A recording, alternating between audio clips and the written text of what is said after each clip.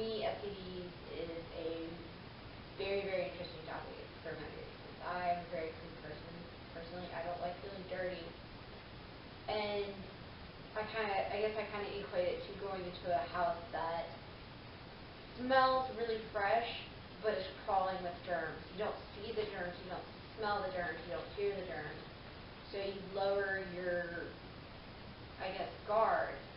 And now you sit on something that smells like a flower, but it's infested with germs and diseases, and you willingly sit on it, getting covered in these germs and diseases, all because you think it smells pretty. The scariness behind it is knowing that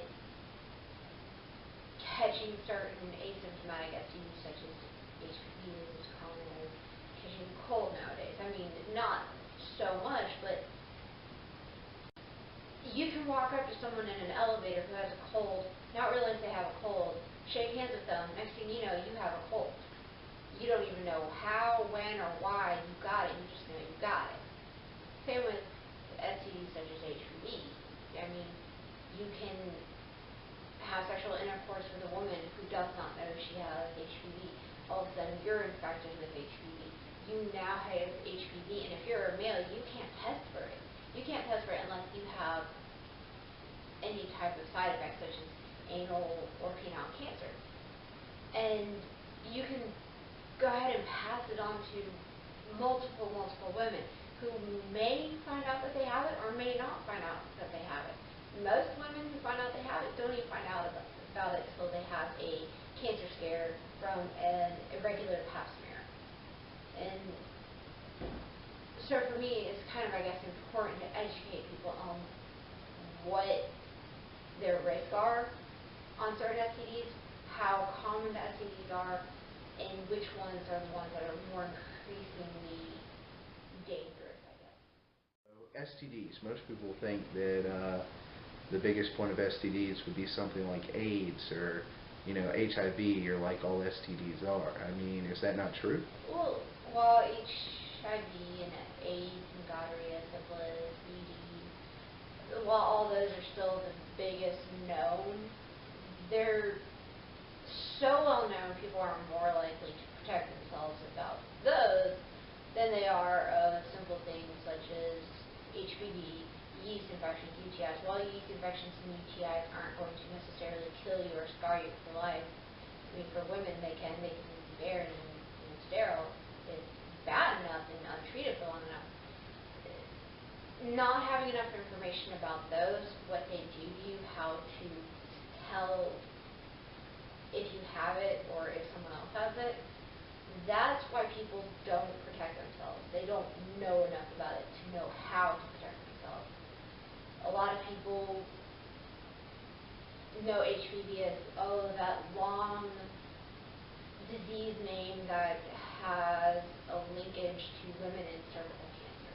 They don't know that it causes penile and anal and throat cancer in men. Men can't be tested for it. There's no cure for it right now, but thankfully they have come up with a few vaccinations. They have Gardasil, which is for both men and women. They have another one that's for women only. They can protect themselves with HPV through annual screenings and, I guess, condoms to enforce an abstinence, but I mean, people aren't going to protect themselves if they don't feel that they have a need to. So you feel that a lot of the problems with, I use the word, being less informed has to do with social faux pas, things that we're led to believe about stuff that isn't true. So, I mean... Oh yeah, I mean, of course, being less informed is going to be less... you're not going to be able to protect yourself as well. It would be like saying, there's this new terrorist threat out there. It's a threat. It's about terrorists. It's there. So you're not going to tell you what it is, what's happening with it. It's just there. I mean, you're not going to know what to do. You don't know if you're supposed to be scared, if you need to be buying a gun to protect yourself, if you need to not be flying airplanes.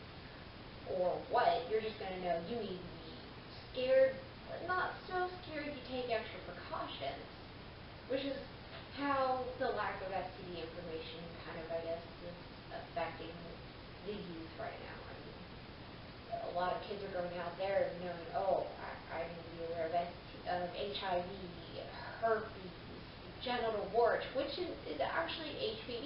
HPV causes genital warts. But that just happens to be one of the strands that can actually be detected outwardly. But you're more likely to protect yourself from something like that when you know about it. That's why you don't hear about, oh, dude, I slept with this girl and she had gonorrhea and I got it. Usually if a girl has gonorrhea, you know that she has gonorrhea. Or, your friend knows that she has gonorrhea, so you protect yourself from that. But if you have HPV or, a yeast infection or UTI, you're not going to protect yourself against that. You have no reason to. You don't know about it. They don't know about it. I feel, due to my young age and ignorance of the world around me, that it'd be perfectly fine if I was to go to, let's say, a club down the street, meet a girl, and take her home with me. Mm-hmm. I just feel that it could never happen to me. Because I'm me. Why would it happen to me? It can happen to anyone. The more you think that it can't happen to you, the more likely you are to have it happen. There's got to be a point where socially you're coming across as, I don't know, threatening to people, like if you were to walk up to a woman in the grocery store, right, mm-hmm. and you were just going about your day and she says something nice and y'all joke and laugh and she goes to shake your hand or something like that, due to maybe an over fear of STDs, you might recoil or something like that. What are the limits of social interaction you could have on a normal basis that would keep you safe? Well, with STDs, like any disease, you're not just going to catch it by touching someone. With STDs, you can catch it by touching your, genitals and bodily fluids in that manner together. But by giving someone a hug, you're not going to catch AIDS. You're not going to catch gonorrhea from giving someone a high five. Now, if you high-five someone with your penis, you're more than likely to get an STD. But not purely just by shaking hands or something. Definitely keep them aligned, high-five with the penis in there. Yes, there is a, lack of screening for certain STDs for men. Most men won't know that they have a UTI. They won't know they have a yeast infection because they think that that's something a woman gets. Many men don't know they can receive it too through sexual intercourse. So, while they can be screened for that, normally they don't screen themselves for that. HPV, there is no screen. Gonorrhea, you can screen for that. You can screen for HIV, AIDS, chlamydia. Those are all screenable STDs that men can have. What's the best way to prevent the spread of STDs? The best way to prevent STDs, of course, is abstinence only. I'm not pushing abstinence only. I do think that we are a youthful society and we do tend to explore each other's bodies, which is good. It's fine. It's fun. But you're at a higher risk. Now, condoms, of course, are a better way to protect yourself against most STDs. If you wear a condom, you're more than likely not going to receive herpes or gonorrhea or chlamydia. But as far as things with HPV, I would strongly recommend for every male and female who is of age from the ages of 9 through 26 to go get the vaccine. The vaccine is through 3 simple shots you take over a series of months.